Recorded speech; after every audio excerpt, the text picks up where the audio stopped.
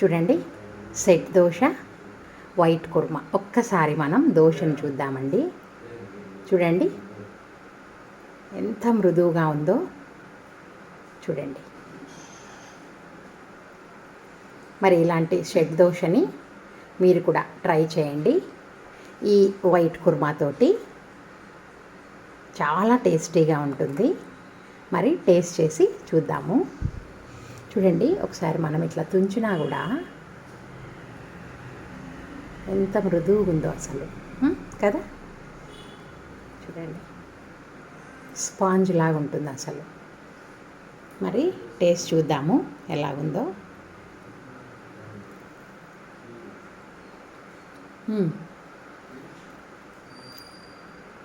చాలా ఎక్సలెంట్గా ఉందండి.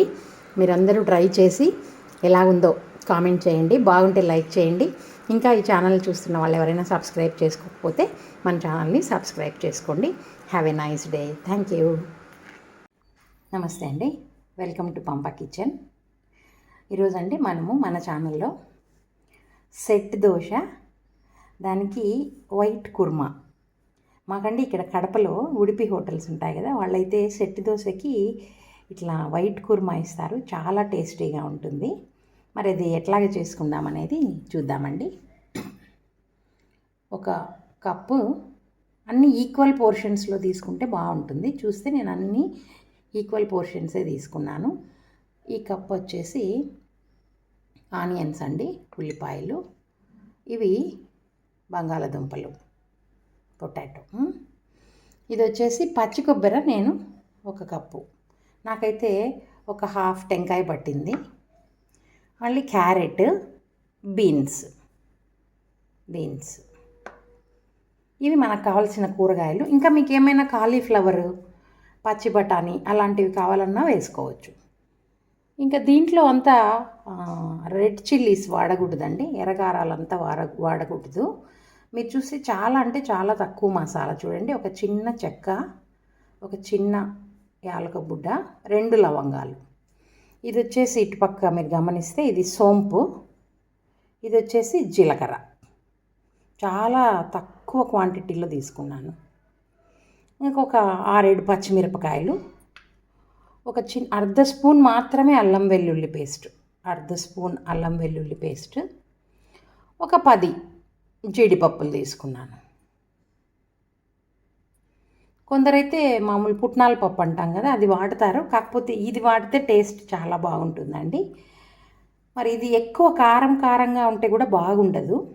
కొంచెం తక్కువ కారంతోనే మైల్డ్ ఉంటేనే బాగుంటుంది. ఇంకా కరివేపాకు అయితే మంచి ఫ్లేవర్ ఇస్తుంది. కరివేపాకు దీంట్లో కొంత కొత్తిమీర కూడా వాడకూడదు. మరి ఇవి మనకి ఈ వైట్ కుర్మాకి కావాల్సిన పదార్థాలండి. మరి ఎవరికైనా ఆనియన్స్, అల్లం వెల్లుల్లి వాడం మేము అనుకున్నారంటే ఇవి 2 స్కిప్ చేసేయచ్చు. అప్పుడు కొంచెం కొబ్బరి ఎక్కువ వేసుకున్నామంటే మనకి గ్రేవీ ఎక్కువగా వస్తుంది. ఫ్లేవర్ ఏం పెద్ద డిఫరెన్స్ ఉండదు. కాబట్టి ఎవరైనా ఉల్లిపాయలు, వెల్లుల్లి తినమనుకున్న వాళ్ళు కూడా ఈ కుర్మాని చేసుకోవచ్చు అండి. మరి చేసే పద్ధతి ఏంటో చూద్దాము. ఇట్లాగ ఒక ప్యాన్ పెట్టేసుకొని నేనైతే ఇట్లా ఒక 2 టేబుల్ స్పూన్ల ఆయిల్ వేస్తున్నాను. చూడండి, ఓన్లీ 2 టేబుల్ స్పూన్స్. ఎక్కువ ఆయిల్ కూడా పట్టదు దీనికి. వేసేసి కొంచెం అది వేడెక్కగానే మనం మసాలాలు చూపించాం కదా, సోంపు, జీలకర్ర, చెక్క, లవంగా, యాలక్క, అవి వేసేద్దామండి. చూడండి, ఇవి వేసేస్తున్నా.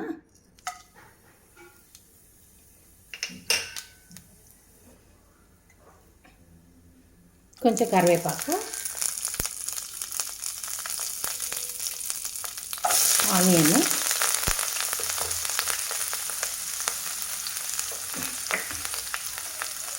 ఆనియన్, వేయంగానే ఒక హాఫ్ స్పూన్ ఉప్పు వేసినాను.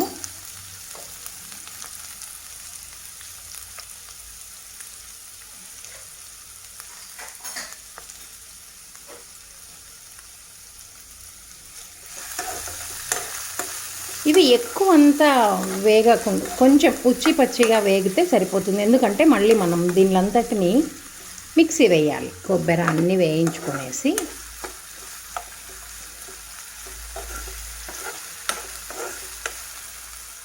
ఇప్పుడండి మనము ఈ అల్లం వెల్లుల్లి పేస్ట్ చూపించాను కదా, అది వేసేద్దాము.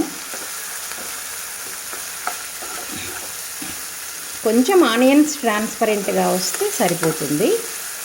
ఎక్కువ అంత ఎర్రగా మారకూడదు ఆనియన్స్. ఇంకా అల్లం వెల్లుల్లి పేస్ట్ కూడా వేగిపోయిందన్న తర్వాత మనము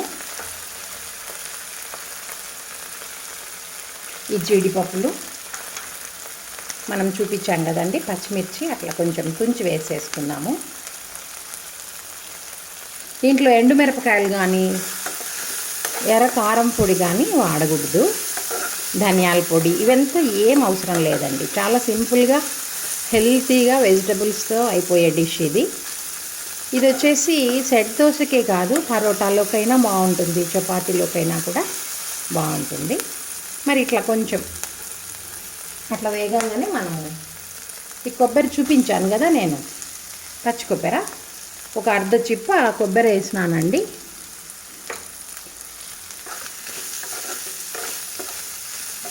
ఇది కూడా కొంచెం సేపు, ఎక్కువ లేదు, జస్ట్ ఓకే ఆ పచ్చి వాసన పోయేదాకా. మళ్ళీ మనం మసాలా వేయించుకుంటాం కదా,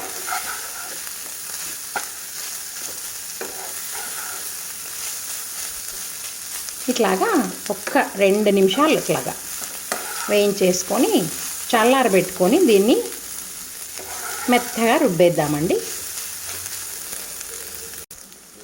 చూడండి ఇట్లాగా కొంచెమే, మరి ఎక్కువ రంగు మారితే కర్రీ రంగు అంతా మారిపోతుంది కదా కుర్మాది. ఇంతే, మంచి వాసన అయితే వస్తుంది. ఈ టైంలో మనం ఆఫ్ చేసేసి చల్లారిచ్చేద్దామండి. దీన్ని చల్లారబెట్టుకొని రుబ్బుకుందాం. అంటే అది చల్లారేలోపు మనం ఏం చేద్దామంటే ఈ వెజిటబుల్స్ మనం చూపించామే, ఇవి అట్లా ఒక 2 విజిల్స్ తెప్పించుకున్నామంటే మనకి త్వరగా అయిపోతుంది. మార్నింగ్ మనము వర్క్ వెళ్ళాలి అన్నప్పుడు కుక్కర్లో వేసుకున్నామంటే ఈజీగా పని అయిపోతుంది. కాబట్టి నేనేం చేస్తానంటే వీటిని సపరేట్గా కుక్కర్లో నేను ఉడికించేస్తాను. కాస్త ఉప్పు వేద్దాము, కొంచెం ఎక్కువలే, మనం ఆనియన్స్లో వేసినాం కదా, వేసేసి ఒక హాఫ్ గ్లాస్ అంత వాటర్ వేస్తున్నాను. ఎక్కువ వాటర్ వేయడం లేదు, మీరు గమనిస్తే చూడండి, కరెక్ట్గా సరిపోవాలన్నట్టు. చూడండి ఇట్లాగా నేను ఒక 2 విజిల్స్ రప్పించేస్తాను. మళ్ళీ కాసేపు మనకి మసాలాలో వేగితే సరిపోతుంది అండి. మనకి వెజిటబుల్స్ 2 విజిల్స్ వచ్చేసినాయి. నేను ఈ ప్యాన్లో మనం వేయించుకున్న కొబ్బరి మసాలా అంతా కూడాను మిక్సీ చేసి పెట్టుకున్నాను. ఇంకా అదే నూనె, దాంట్లోనే ఇంకొక స్పూన్ ఆయిల్ వేసినానండి. ఆయిల్ బాగా వేడెక్కగానే ఈ మిక్సీ కొట్టిన పేస్ట్ ఉంది కదా, అది వేసేద్దాము.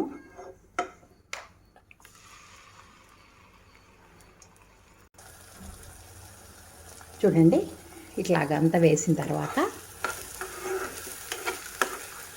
బాగా వేగిన తర్వాత ఇంకా కొన్ని నీళ్ళు వేద్దామండి.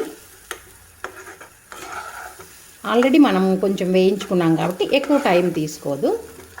ఇంకా కొంచెం వేగిన తర్వాత మనకి సైడ్లంతా వదులుతూ ఉంటుంది ఆయిల్. ఆ టైంలో కొంచెం ఈ మిక్సీలోనే ఉండే వాటర్ అట్లా వేసేసి నేను ఒక 2 నిమిషాలు మనము మూత పెట్టేసి షిమ్లో కొంచెం ఉడికిద్దామండి.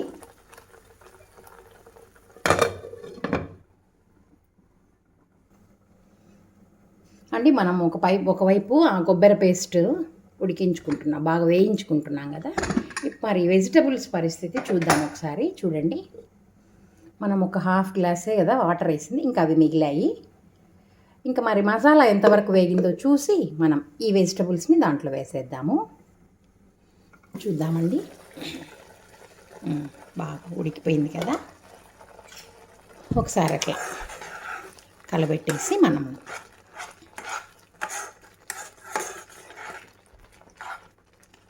ఇంకా మనం వెజిటబుల్స్ వేసేద్దాము. కొంచెమే కదా వాటర్, అన్నీ వేసేద్దాం, ఎక్కువ ఏం లేవు నీళ్ళు.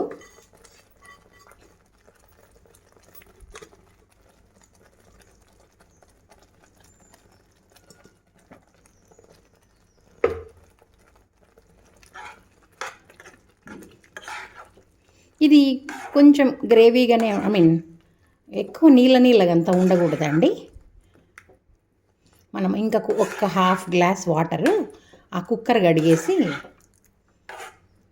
కుక్కర్లో కొంచెం ఉన్నాయి వేడి నీళ్ళు, మనము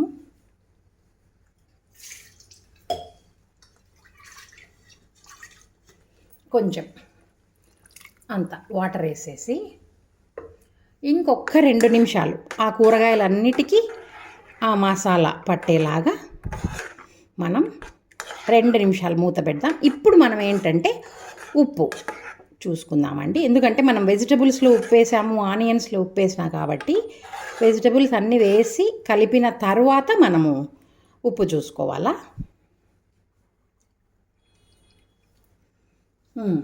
కొంచెం అయితే ఉప్పు అవసరం. కారం అయితే మరీ ఓవర్గా లేకుండా కరెక్ట్గా ఈ కర్రీకి ఎలా సరిపోవాలనో అట్లాగే సరిపోతుంది. అందాజుగా మనం ఒక హాఫ్ చిప్ప కొబ్బరికి కారంగా ఉండే పచ్చిమిరపకాయలు అయితే ఒక 5 లేదా 6 సరిపోతాయండి, అంతే. ఇంత ఉప్పు అయితే అవసరము. మరి కలబెట్టేసి ఒక 2 to 3 minutes మనకి ఆ ముక్కకంతా ఆ గ్రేవీ పట్టుకునేంత వరకు. ఏమండి, అంతేనండి. మరి కుర్మా అయిపోయిందని స్కిప్ చేయకండి. మనం సెట్ దోశ వేసుకునే పద్ధతి కూడా చూద్దాము అండి. మరి 3 minutes అయిపోయింది, చూద్దాం ఒకసారి. సిమ్లో పెట్టేసి నేను ముక్క చెక్ చేస్తాను.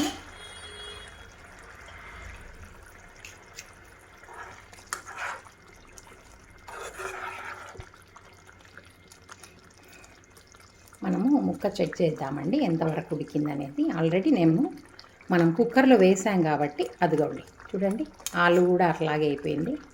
ఇంకా బీన్స్ ఎట్లాగూ చూడండి అన్నీ కట్ అయిపోతున్నాయి. అట్లాగని విడిపోలేదు కూడా. కరెక్ట్గా ఆ టయానికి మనం తీసేయాలి కుక్కర్, లేకపోతే ఎక్కువ ముద్దలాగవుతాయి. వెజిటబుల్ లాగే ఉండాలి, ఆ క్యూబ్ షేప్ అంతా పోకూడదు. గమనించండి కదా. మనకి ఇంకా ఈ టైంలో మనకి ఎంత చిక్కదనం కావాలా అనేది చూసుకొని మనం స్టవ్ ఆపేసుకున్నామంటే సరిపోతుంది. ఇంకా చాలండి, మనం దోశలోకి అద్దుకోవాలి కాబట్టి ఇంత చిక్కదనం అయితే సరిపోతుంది. ఇంకా మరీ నీళ్ళగా మరీ గట్టిగా అన్నా కూడా బాగోదు. చూడండి, ఇంకా పొయ్యి కట్టేద్దాం. ఇంకా మరి ఇప్పుడు సెట్ దోశ వేసుకొని చూద్దాము అండి. నేను సెట్ దోశకి ఇటువంటి ఉక్కు పెనమే వాడుతుంటాను. బాగా పెనము కాగిపోయింది. పెనం బాగా వేడెక్కాల. పిండి వచ్చేసి మామూలు దోశ కంటే కూడా, మామూలుగా దోశ వేసుకునే దానికంటే కూడా కొంచెం పల్సగా ఉండాలి. మరి దీనికి కావాల్సిన దోశ పిండి అంటే నేను ఒక్కొక్క దానికి ఒక్కొక్క రకంగా ఏం దోశ పిండి వేయనండి.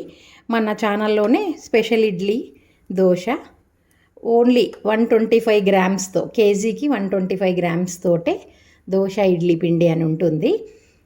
అదే పిండిలోనే కాస్త నీళ్ళు ఎక్కువ వేసామంటే మనకి సెట్ దోశ తయారైపోతుందండి. నేను అన్నిటికీ అదే దోశ వాడతాను. ఒక్క మసాలా దోశకైతే వేరే కొలత వేస్తాను. అది కూడా ఒకసారి చూసుకుందాం. మరి పెనం అయితే బాగా వేడెక్కింది. ఇప్పుడు మనం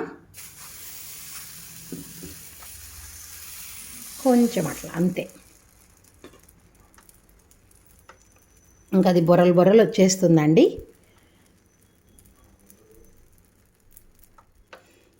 ఇప్పుడు మనం కొంచెం నూనె వదిలేద్దాం దానిపైన. చూడండి ఒక్కసారి.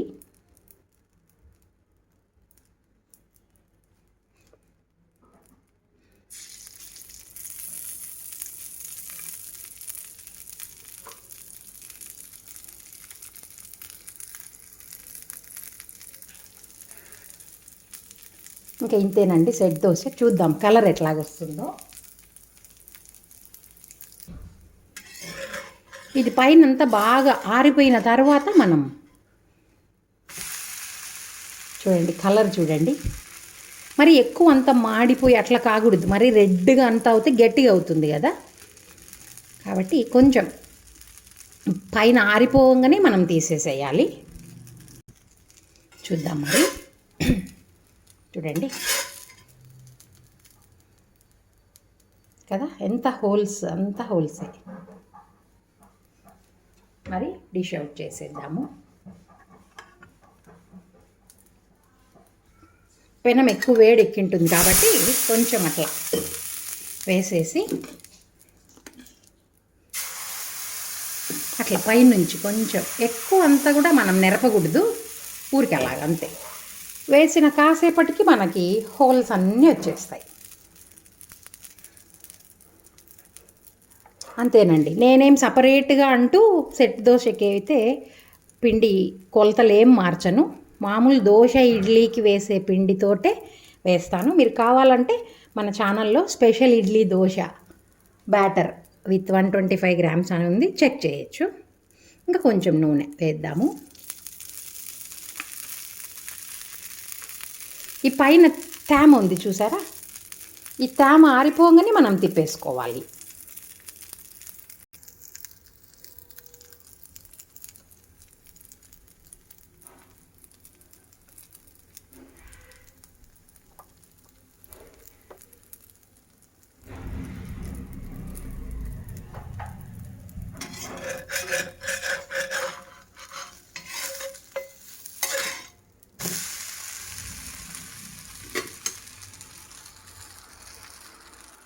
అండి సెట్ దోశలు తయారైపోయినాయి, చూడండి ఒకసారి. మరి కుర్మా వేసి సర్వ్ చేసుకుందాము. కుర్మా తయారైపోయిందండి, నేను డిష్ అవుట్ చేసేస్తున్నాను. చూడండి చాలా డెలీషియస్ అండి. చూడండి సెట్ దోశ, వైట్ కుర్మా. ఒక్కసారి మనం దోశను చూద్దామండి. చూడండి ఎంత మృదువుగా ఉందో చూడండి.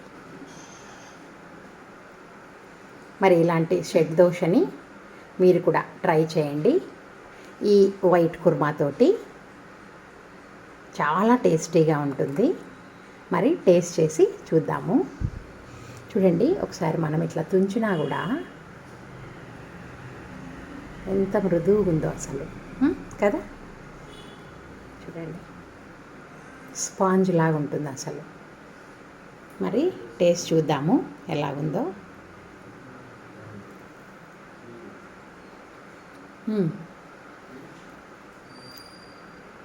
చాలా ఎక్సలెంట్గా ఉందండి. మీరందరూ ట్రై చేసి ఎలాగుందో కామెంట్ చేయండి. బాగుంటే లైక్ చేయండి. ఇంకా ఈ ఛానల్ చూస్తున్న వాళ్ళు ఎవరైనా సబ్స్క్రైబ్ చేసుకోకపోతే మన ఛానల్ని సబ్స్క్రైబ్ చేసుకోండి. Have a nice day. Thank you.